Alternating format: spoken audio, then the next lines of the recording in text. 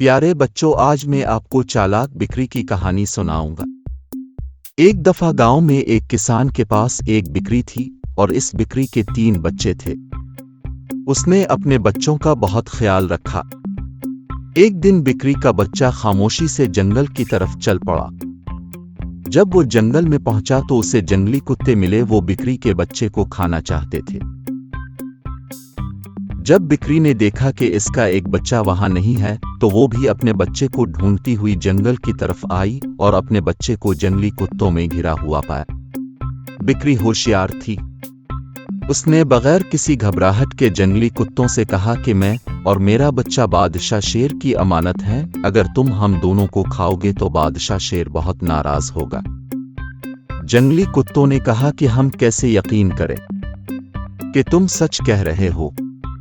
بکری نے کہا کہ بادشاہ شیر نے ہاتھی کو یہاں چھوڑ دیا ہے کہ وہ ہماری نگرانی کرے۔ یہ دیکھ کر کہ ہاتھی قریب ہی ہے تو سب کتے وہاں سے چلے گئے۔ بکری اور اس کا بچہ دونوں آگے بڑھے اور انہیں ایک شیر نظر آیا۔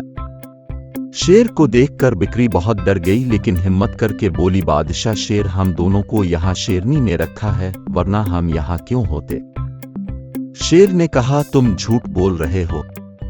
بکری نے کہا کہ شیرنی نے کوے کو یہاں ہماری نگرانی کے لیے رکھا ہے۔ شیر نے کوے کو دیکھا اور بکری کی بات مان کر دونوں کو چھوڑ دیا۔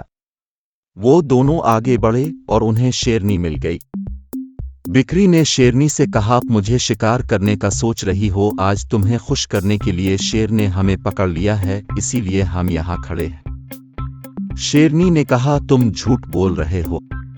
بکری نے کہا کہ وہ ہماری نگرانی کے لیے خرگوش کو یہاں چھوڑ گئے ہیں۔ شیرنی نے خرگوش کو دیکھا اور بکری کی باتوں پر یقین کر کے دونوں کو چھوڑ دیا۔